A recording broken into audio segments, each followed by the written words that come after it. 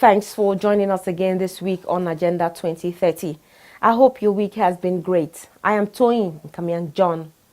Key among the targets of the Sustainable Development Goals is the issue of poverty eradication. With the clear interlinkages of the goals and cross-cutting effects of poverty, it is believed that with a significant decimation in the level of poverty and its general effects, a huge progress would have been made in efforts to achieve the 2030 agenda in Nigeria. In demonstration of her commitment to drive the country along this path, the Nigerian government has been making huge financial investments aimed at tackling poverty and engendering wider socio-economic inclusion through its National Social Investment Program, NSIP, in the past 3 years. The NSIP's office, domiciled in the Office of the Vice President, is being effectively coordinated by a special advisor to the President, Mariam Uwais.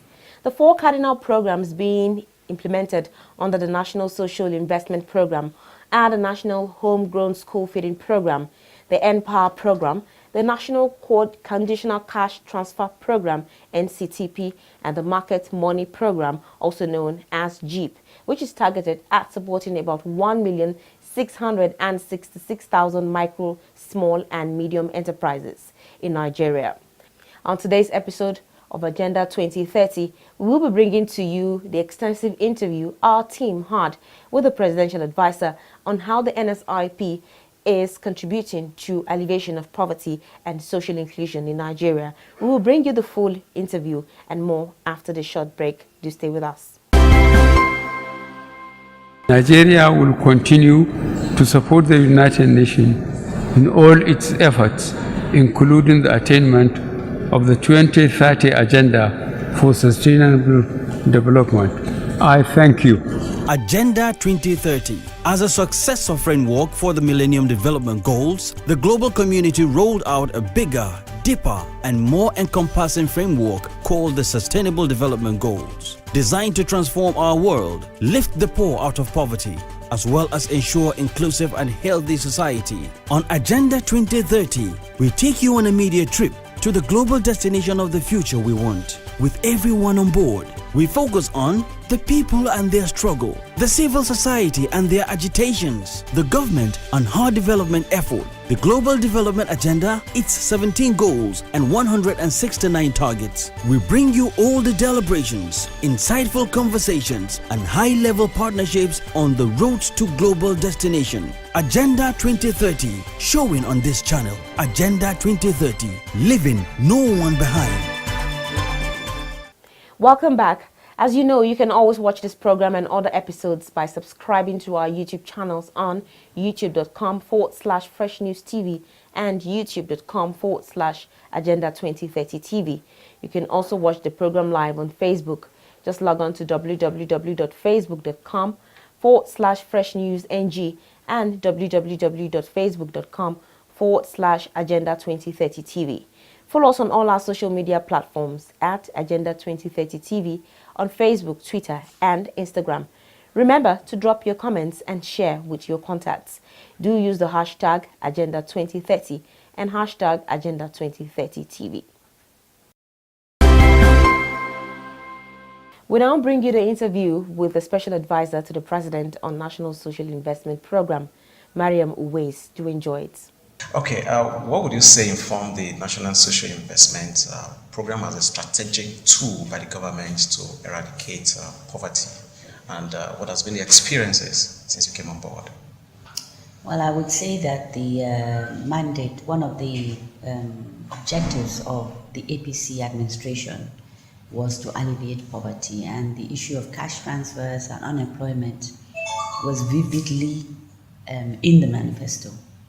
So this was the initial reason why this started. But interestingly, when we were invited to come and work with or on this program, we were told that this isn't about just APC, it's about every Nigerian. So because poverty knows no political party, it knows no class, no culture, no religion, so we need to ensure that we go around the entire country to make an impact on poverty. But, reality is we have according to statistics, over 18 million Nigerians that are living below the poverty line. So the amount of money that is required is beyond the entire budget. So we had to set up structures that would ensure that we target the poorest first, the very poorest, and then gradually grow and try and see, measure, evaluate. So we needed to set up structures from the very beginning on how to target the audience, how to ensure that the states buy in, because the states is where the citizens reside. And beyond that, the constitutional mandate for education, for agriculture, for health is actually in the states. But clearly where the narrative is Nigerian, 10.6 Nigerian children are out of school, the federal government has to it has to intervene. It's concerned. So we had to find a way of working with the states to ensure that they buy into what we're doing. So 4 programs were devised or structured. There's the Empower program, essentially to reduce poverty, to reduce unemployment, but also to address some of the gaps that exist in the states. So we set up a program that would address teaching, so teaching assistants using our youth who are actually out of jobs or they've never got any job, they're unemployed. Agricultural extension workers, because we need a lot of visibility there. We need people working and supporting our farmers, while many of whom are illiterate, and all the emerging issues that support farming they're not aware of. And then we have the issues of trying to help our health centers, support our health centers, even the issue of sanitation, of environment, of hygiene. The country is so vast. In fact, we don't have an extensive ID system, so we are unable to plan properly. So we needed to look at social inclusion and how to get the IDs of our people and put them on the map so they become visible. So it was a huge task we were given, and we realized that we needed to start small, create clear structures that would also enable people buy into it, not just the public, but also the critical actors, because we're now doing work that maybe impacts on the Federal Ministry of Education, the Federal Ministry of Health. How do we get them to support what we're doing? And because all of these matters, like school feeding is something that impacts on not just enrollment, but also the nutrition of the child. So it's Ministry of Health. It's also supporting the farmers who are growing the food, the menu that each state has devised. Every state decides what their own food is. We just bring in people from the Ministry of Health and IITA to support them in ensuring that the nutritional content is sufficient for the child. But the food has to be accessible and affordable. So that also is agriculture. We're paying the women to cook for these children. So that is empowerment for the women. So you see, there's women affairs, there's education, there's health, there's agriculture. All of these, if these programs were put in one ministry, then there may be a problem of getting them to work together. So the government in its wisdom said, let's put this office under the office of the Vice President. And then all of these ministries will now serve as a steering committee for what we're doing. So we go to them and regularly update them, get their advice on what we're doing. Anything that comes up, they guide us. This steering committee is chaired by the Vice President. We also have a technical working group, like a technical group of experts.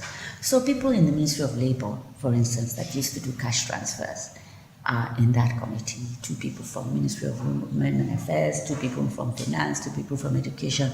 We sit here in this office and we ruminate over or reflect over what we're doing for their advice, because it has to be an inclusive effort. If it is not inclusive, then we run into trouble.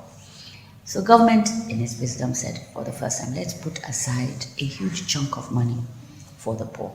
These people have always been ignored we talk about infrastructure, we talk about, the need for roads and bridges and health centers and schools. True, but some people are never able to access it because of their circumstances.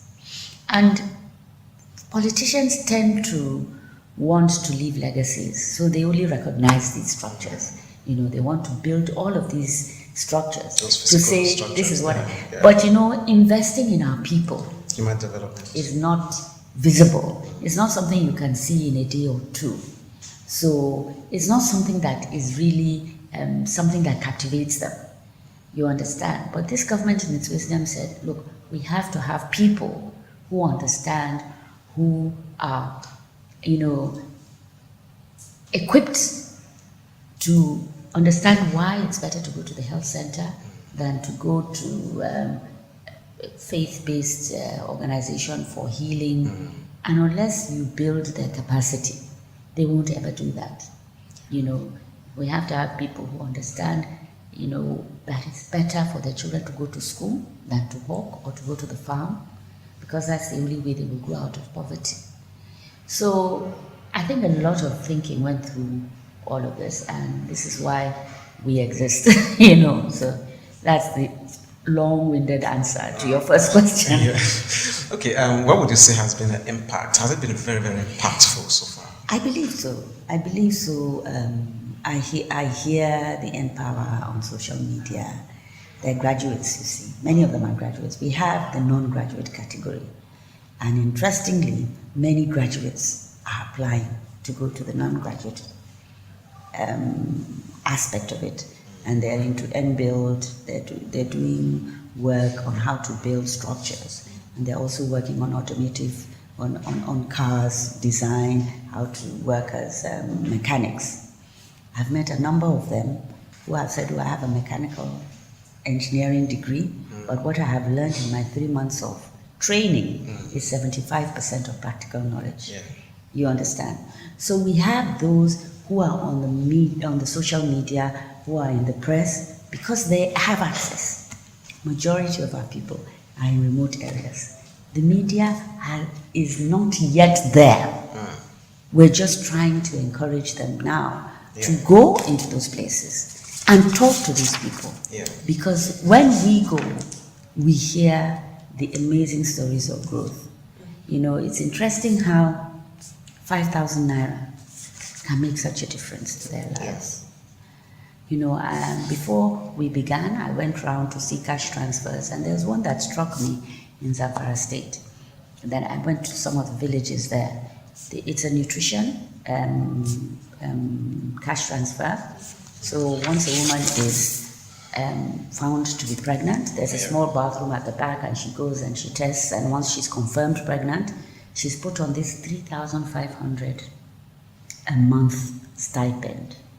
And on the day of payment, they also give her demonstration classes on how to preserve nutrients when cooking, what kinds of foods are nutritious. And, it was amazing for me. That just gave me some comfort that, look, this 3,500, this woman, I spoke to the grievance people. First and foremost, I saw the children. They were running all over the place compared to children in villages where it wasn't happening. They were so much happier. The women, I interviewed them, were saying, that this has made a difference in their lives. There's a lot of farmer conflict, in Zamfara. Yeah.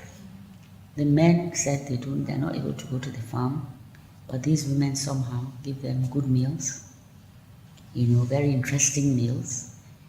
And they said once in a while the women even dash them money. I asked the grievance man, are there cases where the men take the money from the women? And they said it happened once or twice initially, because the village head had been sensitized, he would call the men and counsel them. And they were saying that if not for this 3,500, and beyond that, at the end of 2 years is when the baby goes to be 2 years old, that the woman is taken off the program. The women would have saved from that 3,500 to buy a small goat, to buy a small spaghetti machine, you know. And I was thinking, how much do I even spend on recharge card? Yeah. You understand?